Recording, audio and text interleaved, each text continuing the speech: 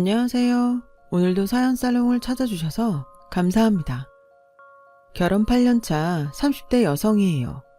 어린 시절 동화책을 보면서 의문이 들었던 부분이 있어요. 공주들은 왜 하나같이 백마탄 왕자를 기다리고만 있을까 하는 거였죠. 그렇게 왕자를 만나고 싶다면 직접 백마를 타고 왕자를 찾아 나서면 될 일인데 말이에요.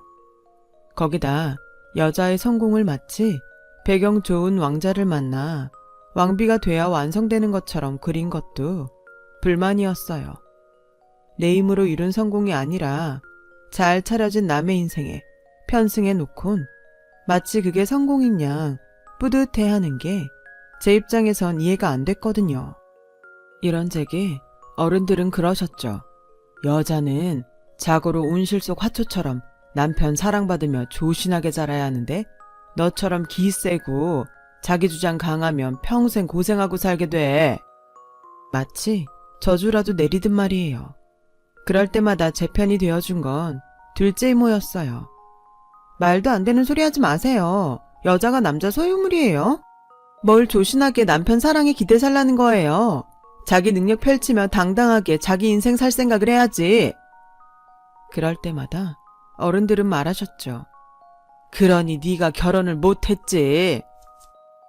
당시 이모는 40이 다 된 나이에도 결혼을 안 하고 혼자 살고 계셨어요.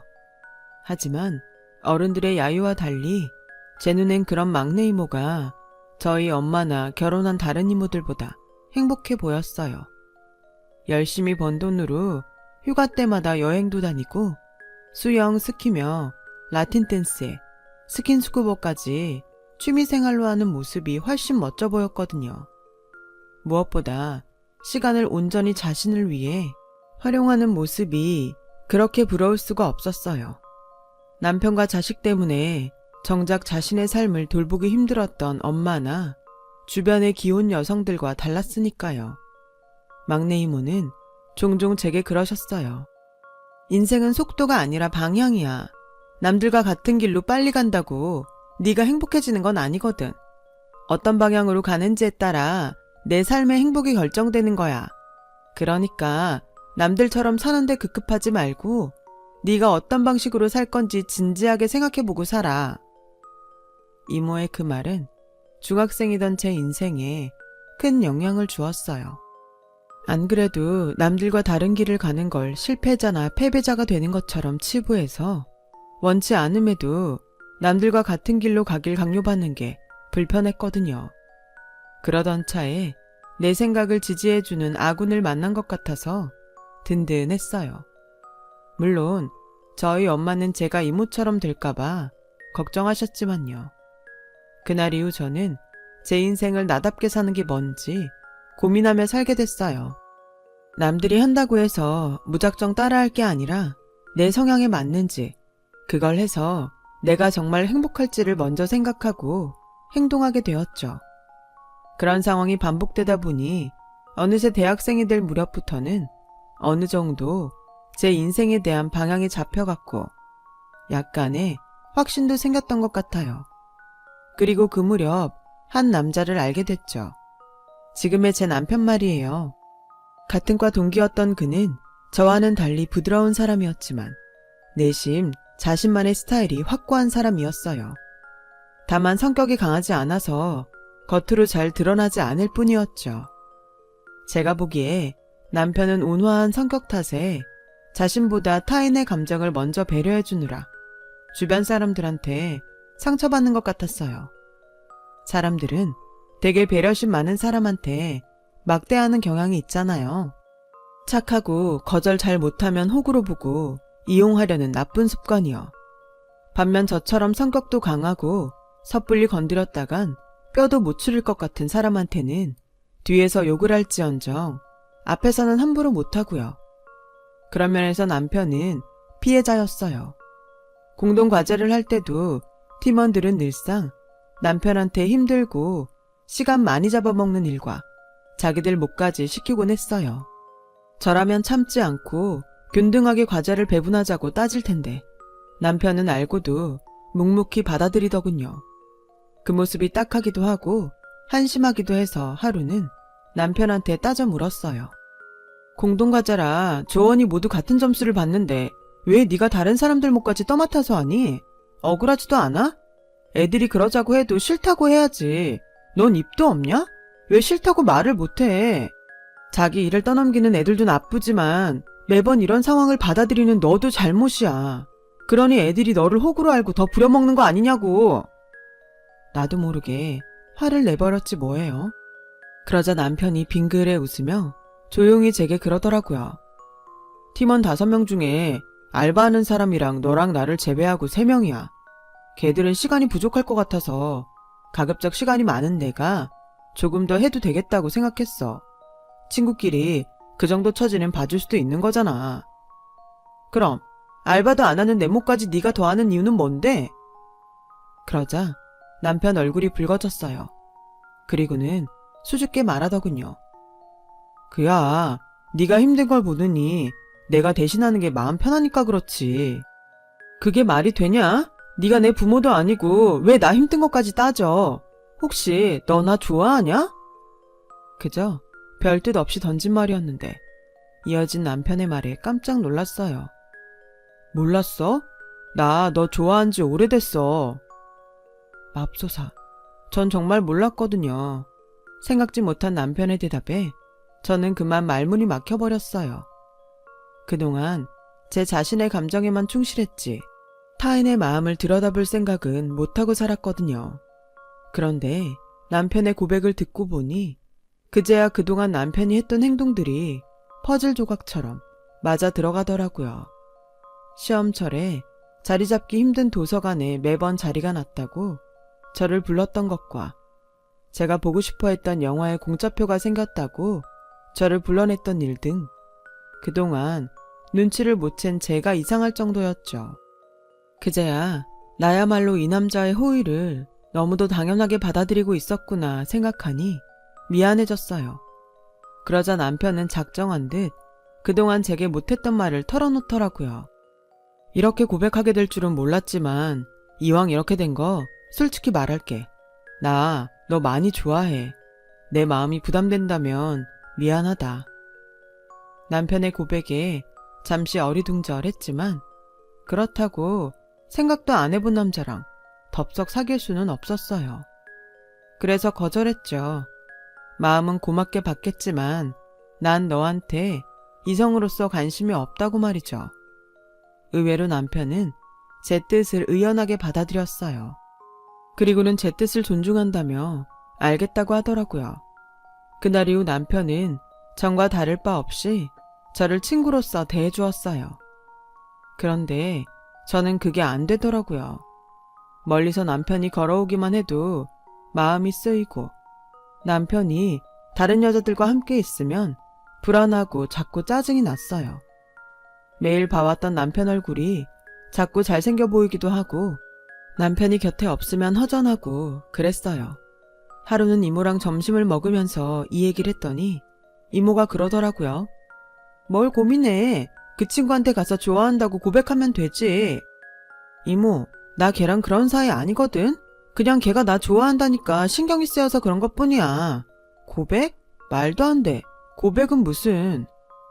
말은 그렇게 했지만 찔리긴 했어요. 감춰둔 제 마음을 대번에 들킨 것 같아서 쑥스럽기도 했고요. 그런데 겨울방학을 앞둔 어느 날 남편한테 문자가 왔지 뭐예요. 학교 앞 호프집에서 만나자고요. 그래, 한국 사람은 삼세판이지. 한번 거절당했다고 물러나면 쓰나. 이번에 고백받으면 못 이기는 척 그냥 받아줘야겠다. 1월 심산으로 저는 한껏 꾸미고 약속 장소를 향했어요. 그런데 뭐? 군대 영장이 나왔다고? 약속 장소에 가보니 과 동기들이 다 모여있더라고요. 남편이 군입대를 앞두고 동기들을 모두 부른 거였죠. 그것도 모르고 저는 김칫국만 퍼마신 꼴이지 뭐예요. 창피한 마음 반, 서운한 마음 반으로 저는 금방 취해버렸어요. 그리고는 구석에 앉아 괜히 남편을 얄궂게 노려봤어요. 때마침 호프집 안에는 김광석의 이등병의 편지가 흘렀고 그 노래 탓인지 눈물이 뚝뚝 떨어졌죠. 혹여 그 모습을 다른 사람들한테 들킬까봐 서둘러 호프집을 나와버렸어요. 그리고는 간다는 말도 않고 그 길로 집으로 돌아와 버렸어요. 그날 이후 며칠을 침대 위에서 비비적대며 지냈어요. 그렇게 한 일주일이 지났을까요? 남편한테 문자가 왔더라고요. 나 지금 훈련소 들어가. 그동안 네 덕분에 행복했다. 아프지 말고 건강하게 잘 지내. 남편의 문자에 참았던 눈물이 쏟아져 내렸어요. 그리곤 이렇게 떠나보내면 안 될 것 같다는 생각이 들었죠. 그래서 연신 눈물을 닦아내며 단문을 보냈는데 하필 이 꼴이 됐지 뭐예요. 나 사실 말 못했지만 너 정말 야해. 이 말 꼭 하고 싶었어. 이런 네가 싫다 정말. 아, 오타 장렬이었어요.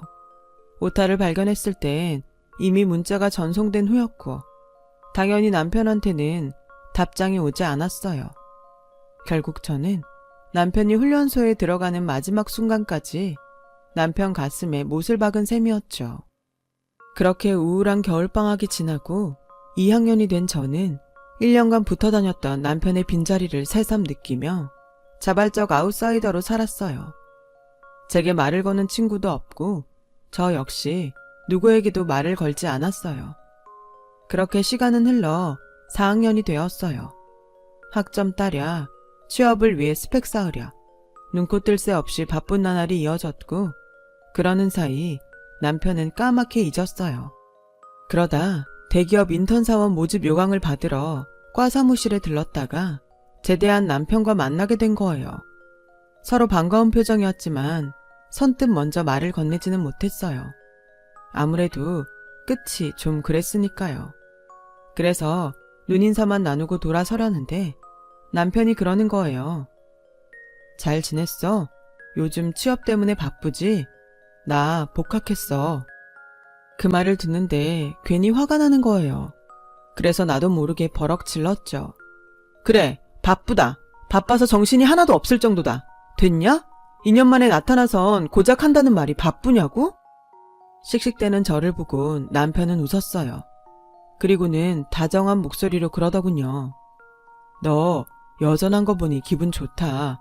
어색하면 어쩌나 걱정했는데 진작 연락 못해서 미안해. 미안하다는 말에 그동안 꽁 했던 마음이 사르르 녹아버렸어요. 그래서 점심이나 먹으러 가자고 했죠. 오랜만에 학생 식당에 마주 앉아 밥을 먹으니 2년 전으로 되돌아간 것처럼 그렇게 편할 수가 없었어요. 그동안 늘 혼자 먹던 학식을 둘이 먹으니 엄청 맛있더라고요. 별것도 아닌 2,500원짜리 백반이 말이에요. 그날 남편의 환송식을 했던 호프집에 들러서 우린 묵은 오해를 풀었어요. 그리고 언제 그랬냐는 듯 다시 절친이 되었고 벚꽃이 캠퍼스에 흩날리던 어느 봄날부터 본격적인 CC가 됐어요. 먼저 졸업을 하고 회사에 취직한 저는 대학생 남편과 연애를 이어갔어요. 신입사원들은 누구나 그렇듯 사수한테 깨지고 말도 안 되는 이유로 욕먹고 피곤에 쩔은 몸으로 회식 자리까지 끌려다니는 저를 위로해준 건 역시 남편이었어요. 할 말은 하고 사는 성격 탓에 선배들한테 자주 혼났던 저는 남편이 아니었더라면 진작 회사를 때려쳤을지도 몰라요. 그럴 때마다 남편은 취업 준비로 바쁜 와중에도 제 입장을 헤아려가며 저를 위로해 주었죠. 마치 밖에서 싸우고 돌아온 아이를 달래는 엄마처럼요. 그렇게 남편한테 기대며 하루하루를 버티다 보니 조금씩 직장 생활에 적응이 되어 갔어요. 그때 결심했던 것 같아요. 이 남자랑 결혼을 해야겠다고요. 그래서 남편이 대학을 졸업하고 취업에 성공하기만을 기다렸어요. 그리고 드디어 남편이 취직에 성공해 첫 월급을 탄 그날 청혼을 했죠. 난 백마 탄 왕자를 기다리는 대신 내가 직접 백마를 타고 내 남자를 찾으러 나서야겠다 생각했어. 그렇게 찾아낸 남자가 바로 너야. 내가 널 왕자로 만들어줄게. 어때? 나랑 결혼할래? 제 청혼의 남편은 멍한 표정으로 저를 바라봤어요. 그리곤 피식 웃으며 말을 이어갔죠. 이런 기분이구나. 여자들이 남자한테 청혼받을 때 느끼는 기분이. 그래, 결혼하자. 그런데 나를 왕자로 만들어준다는 약속 정말 지킬 거야? 당연하지. 손에 물 안 묻히게 해준다는 약속은 못하지만 왕자로 만들어주겠다는 약속은 꼭 지킬 거야. 대신 언제까지라곤 약속 못해? 남편은 기약도 없는 약속을 받고도 아이처럼 좋아했어요. 그렇게 우린 CC로 만나 부부가 됐고 몇 년간은 별 탈 없이 잘 지냈어요. 물론 소소한 부부싸움이나 사소한 시댁과의 마찰은 있었지만 그건 어느 가정에나 있는 그런 정도였어요. 거기다 결혼 2년 만에 임신을 해서 기쁘게 출산을 기다리고 있었는데 뜻하지 않은 사건이 일어났어요. 남편이 회사를 그만두게 된 거예요. 사실 남편의 회사 생활은 그리 평탄하지 않았어요. 하필 군 시절부터 남편을 괴롭혀왔던 선임을 회사에서 직속 사수로 만나게 되었거든요. 그놈은 여전히 재벌릇 개 못 주고 남편을 괴롭혔고 그로 인해 남편은 입사 초부터 회사 생활을 힘들어했어요. 힘들게 들어간 회사라 어떻게든 버텨보려고 안간힘을 썼지만 사람 피를 말리며 괴롭히는 통에 결국 참다 못한 남편은 이 일로 팀장과 면담을 했는데 그 사실이 선임 귀에 들어가고 만 거예요. 전보다 더 교묘하게 뒤에서 괴롭히는 통에 남편은 몇 달 사이에 몸무게가 10kg도 넘게 빠졌지 뭐예요. 보다 못한 저는 남편한테 이직을 권했지만 태어날 아이를 생각해서라도 모험을 할 수는 없다며 이를 악물고 회사로 향하곤 했어요. 하지만 그게 오히려 독이 된 거예요. 결국 자신의 의지만으로는 감당할 수 없는 지경까지 이르게 된 거죠. 남편을 통해 모든 사실을 알게 된 저는 도저히 참을 수가 없었어요. 그까짓 회사 그만두면 그만이지만 내 남편을 이 지경으로 만든 인간은 절대로 가만둘 수 없겠더라고요. 그래서 단판을 지으려고 전화했더니 이놈이 실실 쪼개면서 사람 속을 긁지 뭐예요. 제 남편이 멍청해서 일을 좀 가르쳐준 것 뿐인데 여편네가 집에서 살림이나 할 것이지 남편 직장 상사한테 바락바락 대든다고 말이에요. 그래서 거두절미하고 제 남편한테 사과하라고 했더니 끊어버리더라고요. 어찌나 열이 뻗치던지 참을 수 없어서 반차를 내고 남편 회사로 달려갔어요. 로비에 선임 이름과 직급을 대고 방문 신청을 했더니 글쎄 그놈이 로비에서 기다리라는 거예요. 해서 기다렸는데 퇴근 시간이 지나도록 나오질 않는 거 있죠. 로비에서는 못 들여보내준다지 놈은 코빼기도 안 보이지 하는 수 없이 저는 무거운 몸을 이끌고 집으로 왔어요. 방 안에 틀어박혀 다 죽어가는 남편을 보니 피가 끓어서 못 참겠더라고요.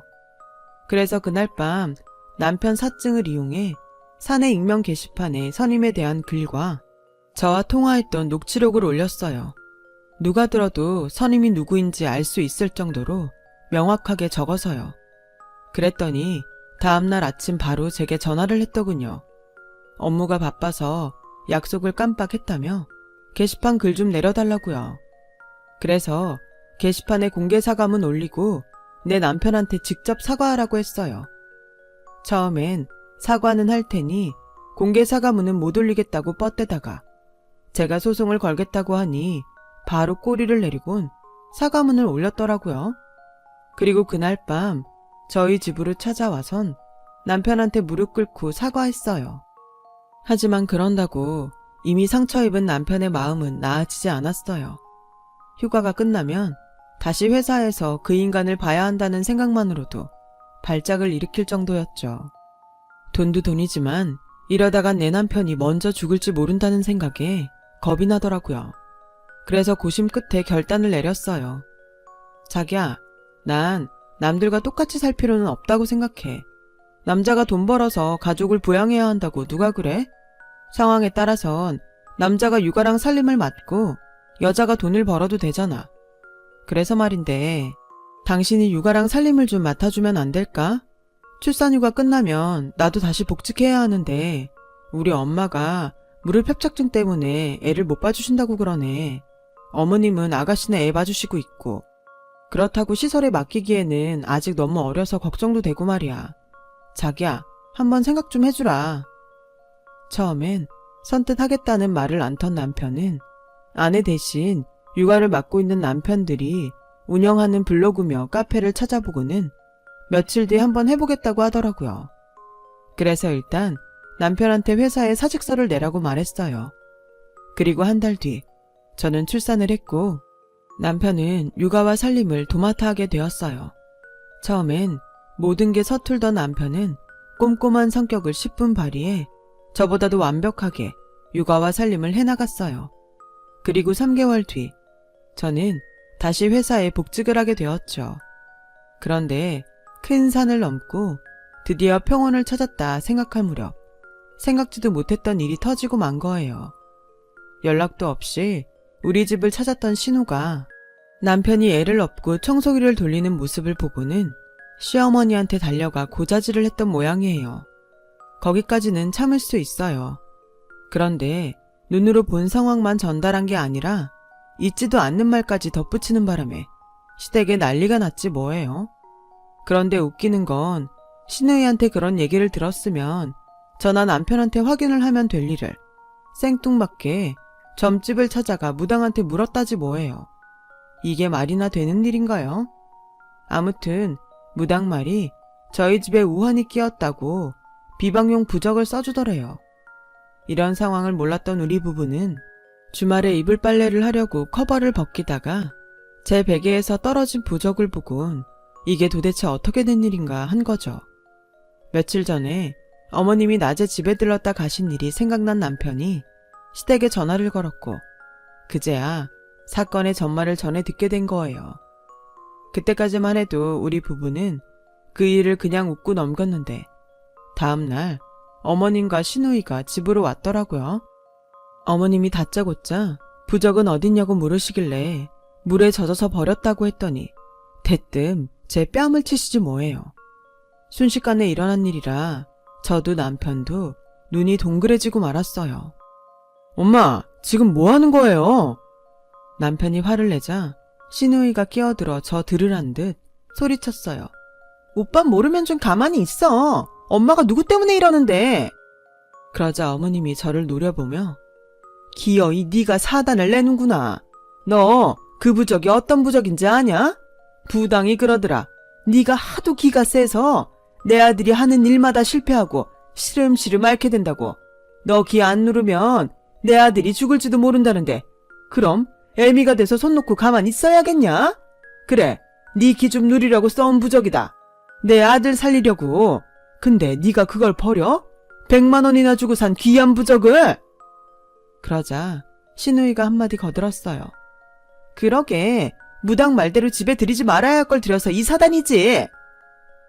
때리는 시어미보다 말리는 시누이가 더 밉다고 시누이 말에 뚜껑이 확 열리더라고요. 그래서 따져 물었어요. 들이지 말아야 할 거요? 지금 저 들으라고 하는 소리예요?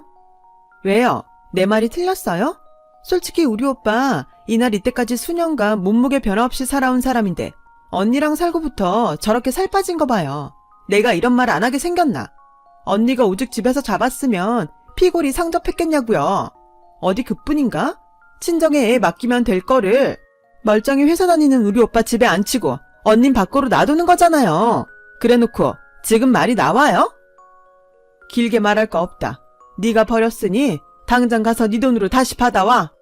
하다 지 남편 좀 살려보겠다고 받아온 부적을 쓰레기통에 쳐넣는 년은 처음 본다. 아주 고약한 년 같으니라고? 내 손녀가 너 닮을까봐 걱정이다.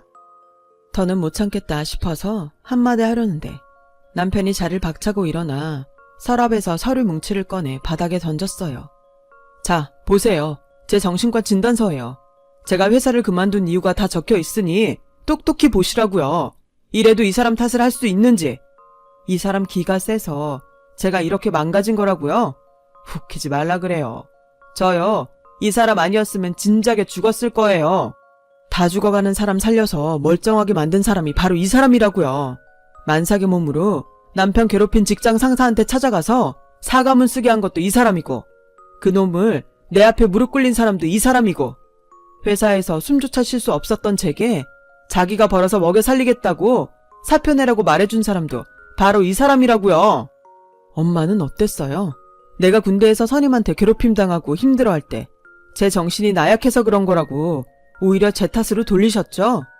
정신력만 강하면 뭔들 못 이기겠냐고 다 제 잘못이라고만 했잖아요. 제대하고 반년 동안 내가 집에서 숨어 지낸 거 알면서도 모른 척 했으면서. 하지만 이 사람은 달랐어요. 내 탓이 아니라 날 괴롭힌 선임이 잘못한 거라고. 그러니까 숨지 말고 맞서 싸우자고 내 손을 잡아준 유일한 사람이라고요. 그런 사람한테 엄마가 무슨 자격으로 손찌검을 해요? 엄마가 왜요? 민정이 너도 마찬가지야. 네가 뭔데 내 아내한테 함부로 짓거려? 경고하는데 앞으로 내 아내한테 함부로 굴지 마. 만약 또다시 그러면 내가 절대 용서 안 해. 그게 누구든 간에. 그러니까 두 사람 내 아내한테 사과하세요 당장. 서슬퍼런 남편의 기세에 어머님과 시누이는 꼬리를 팍 내린 채 제게 사과를 했어요. 그리고 그날 이후 시댁 식구 그 누구도 제게 함부로 하는 사람이 없었어요. 그날 태어나서 처음 소리치며 화를 낸 남편은 그날 이후 표정이 확 달라져선 전과 달리 기분이 좋아 보였어요. 늘 참고 속으로만 삭히고 살았는데 그렇게 소리를 지르고 보니 속이 뻥 뚫리는 것 같은 게 다시 태어난 기분이라나요? 남편의 상담 선생님도 남편의 변화를 보고는 무척 반기시며 자주는 아니래도 화가 나면 밖으로 표현을 하는 게 정신건강에 도움이 된다고 하더래요. 그런데 늦바람이 무섭다고 평생 처음 화를 내보고 신이 난 남편은 전과 달리 감정에 솔직해졌어요. 저보다도 더요. 그 바람에 오히려 제가 속에 사리가 생길 판이라니까요. 아, 그리고 남편을 괴롭혔던 선임 말이에요.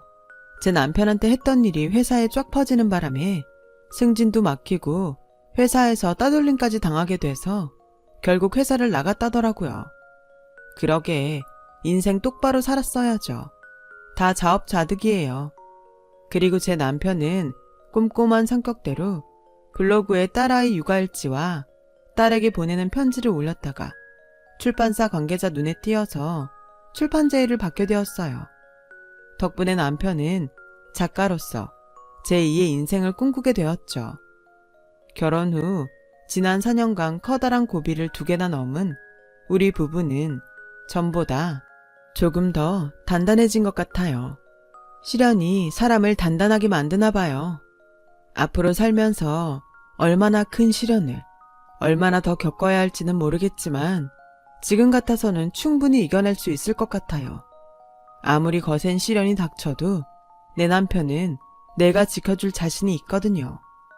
내가 직접 백마 타고 나서서 고른 나만의 왕자님이니까요. 정작 하는 일은 신데렐라급이지만요. 그래도 약속대로 언젠가는 제대로 된 왕자가 될 날도 오겠죠 뭐. 남편은 기대도 안 하지만 말이에요. 지금까지 제 사연을 들어주셔서 감사드립니다. 모든 분들 활기찬 하루 되시고 항상 건강 조심하세요. 여러분, 사연 댓글에 응원과 현명한 조언 부탁드려요. 좋아요와 구독은 저에게 큰 힘이 됩니다. 오늘도 좋은 일 가득하세요.